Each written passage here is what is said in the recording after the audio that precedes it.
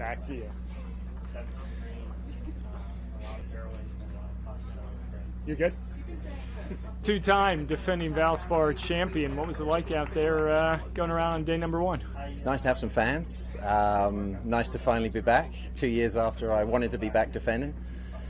And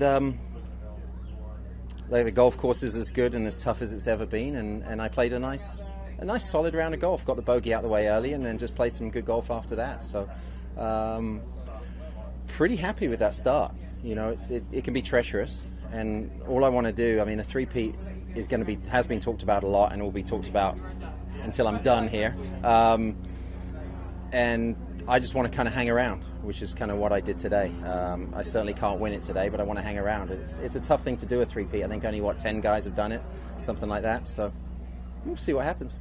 How different is it for you to come back to a place like this that you've won the last 2 times this tournament's played than maybe any other golf course on tour? Hang on, what was the question again? Sorry, no, I genuinely didn't hear it. How different is it for you to come back to a place where you've won compared to anywhere else on tour? I've got that great familiarity, which is nice. It's just an ease and a comfort and a knowing inside, deep down, that it doesn't guarantee anything, but I know I've kind of got a way of getting around this golf course that, I mean, nobody's beaten me for 3 years now around this golf course, which is a pretty cool feeling.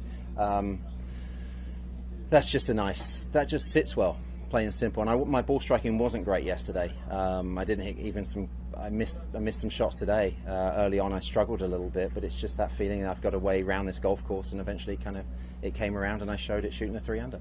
Good start. We'll see you tomorrow. Thank you. Appreciate it. Anything else for Paul? Paul didn't get to. Hey, Bob. Didn't get to ask Sorry, Bob. yesterday. But no, it's all right. Thank you. Where'd you get that shirt? Where do you stand on the Olympics in terms of, you know, if you make it, will you participate, or I mean, do you have any reservations at this point? No, I don't. I've always stated that I'd love to play, and I still do. It's a weird one. We don't know a lot of what's going on. It seems like there's now doubts. It seems like one of my sponsors, Jigsaw, is a Japanese software company, so I hear things from the owner and his team about sentiment towards the Olympics, and so it's a difficult one. You know, I desperately want to go to the Olympics and play the Olympics, but then you also hear that, you know, you maybe if whoever goes, you can't watch other sporting events and things like that, and that's part of going to the Olympics, isn't it? Being part of the whole thing and opening ceremonies and hanging out and meeting other athletes and watching amazing sporting events. So it's I don't know what to tell you kind of thing. I'm still in. I'm outside on the qualification, but I'm still very much into it. But it is a weird one with that. There is a touchiness in Japan as to how it sits over there. Is the way you think of that just get inside the top 15 and not worry about it? That is exactly it. Yeah. I love him to death, but Fitzpatrick's been my nemesis so far this year. He's always just ahead of me.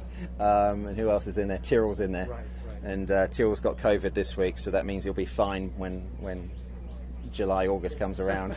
He's got it out of the way. Yeah, it is what it is. It's just one of those things. I'd love to be top 15. And to be honest, if we had 4 of us going for Great Britain, it would be amazing. So the more the merrier. All right, good. Appreciate it. Thank you. And then Hey, I'll wrap Henny. it up.